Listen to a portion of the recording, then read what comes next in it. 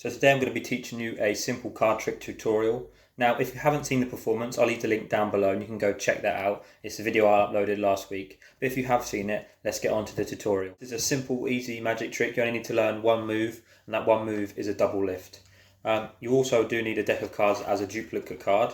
Now if you don't have that, you can get another deck of cards that looks like it has the same faces, and stick two cards back to face to face like that. Face to back like that, sorry, so that you can make a duplicate card, because that's how the effect's done.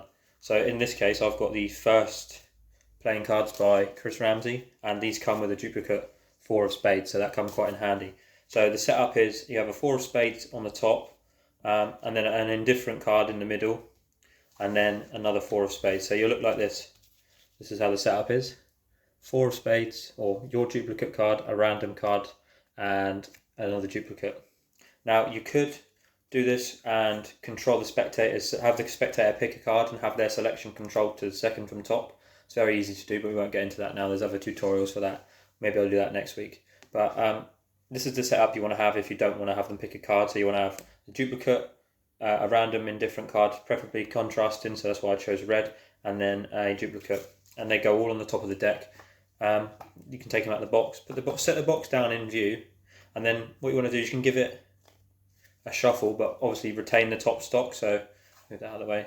So when you're shuffling, just retain a few cards. To laymen, they're going to believe that that is a real shuffle. They're not going to question whether you've got cards on top, whether you know the cards or not. Now, when you're in this position, you can say, well, just use the top card, and what you're going to do is you're simply going to do a double lift, however you like to do it, and show them the card. Now, I will leave the link below to the double lift tutorial I taught, so if you can't do the double lift, there's that link down below. You can go and watch that and then come back to this video and you'll be able to do this trick with a bit of practice. So get into a double lift and you show their card or the selection, the jack of diamonds, and that's a double obviously, so we have the 4 of spades on top. So show the double. Once you've turned it back around, what you're doing is you're taking off your duplicate 4 of spades. Now try not to flash this, so once you've turned over the double, push over the top card, and obviously their second card's still there, and just place it under the box and say, we'll come back to that in a minute. We're going to need another card. Now again, you can do another riffle shuffle or another shuffle that retains top stock, and you just need to retain the top 2 cards. And again, you just say, now we've shuffled the deck, we'll just use the top card again, and do another double lift, this time showing the 4 of spades, which is the duplicate card. So you have a 4 of spades under here, you have the duplicate card here, and on the back of this is their selection or the selection, which they don't know about. They think that the selection's under here. So you've done the double lift, you're showing the 4 of spades, the duplicate. You turn this face down, and then you can push off the top card, just risk kill the deck and place it down. No one wants to look at that deck because they're only interested in what's going on over here. So just put that to the side and draw all the focus to here. Keep this card face down and angle it down towards the floor so the spectators can't see and that it's changed already. And you can build up some suspense. You could say, is it possible that these cards could switch locations? Would you believe me if I did it? And you could say, I can switch them from back here. You can do the tap on the box. You can give it a magical wave. You can do any gesture, any patter you like. The cards are switched and it's a miracle to them because they believe that this is their jack. When in reality, you're holding the jack and underneath the box was the 4 of spades. Now, they freak out at that. They'll think it's amazing. And you can hand these out to the spectators to examine stuff like that, and if you do that, then this is a good opportunity. You could pick up the deck and get a break on the bottom card. See that there? Get a thumb break on the bottom card, and then you can just gamblers cop that card away and drop your hand down to your side and hand out the deck and say, look, you can really check that. And while they're checking out the deck, if I stand back a bit, so while you hand out the deck, you've got this gambler's cop down here, you can't see that. You just slip that in your pocket once they've got the deck, and then you're completely clean. There's no duplicates in the deck, and you've got away with the trick, and they can't figure out how it's done because you've taken out the dirty cards, so to speak. So we'll just run through that one more time. I'll do it at full speed, hopefully. So we take the deck, give it a shuffle, retain the top stock of the top 3 cards or more. I find it easier to do a few more, but if you can riffle off just enough to make it the top 3 cards stay there, you should be good. But we've take the top card, so we do a double and we show the jack of diamonds. You say we'll take the jack of diamonds, and remember to keep this facing down towards the spectators, towards the floor, not up towards the spectators' eyes because it's swapped.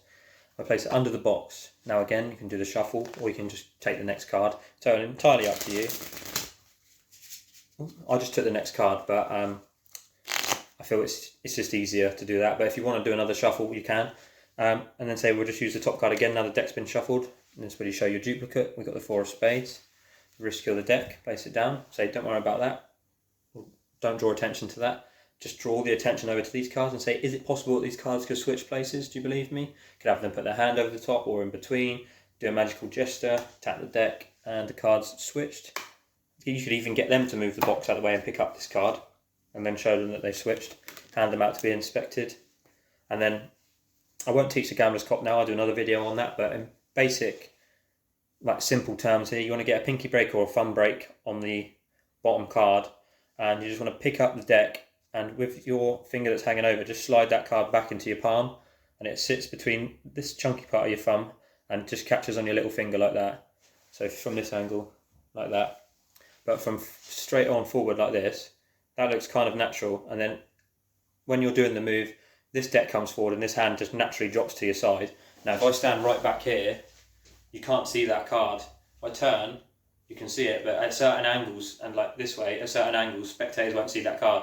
And obviously they're dealing with these cards, they're looking through these. This gives you all the time in the world to ditch the card in your pocket, because no one's looking at you, they're looking at the cards. They're engrossed in looking through to make sure there's no duplicates, make sure the deck's not gimmicked in any way. Even though they don't know about this, they just still want to check, and it gives them peace of mind if you can hand out the cards and they be clean and you not have to worry.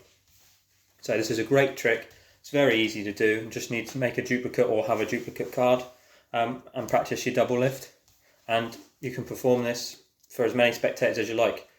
Don't do it surrounded. Obviously, if you're going to do a Gambler's Cop, people from behind, like from this angle or from this side, if you're Gambler's Cop or you're right, they're going to see it. So kind of just like in front, like in a semicircle sort of thing, will be okay to perform this too.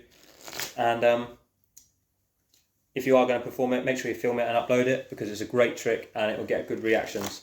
I'll see you next week. We'll do another tutorial. Leave comments down below what you want to see. Don't forget to like, comment and subscribe, and I'll see you next week. Cheers.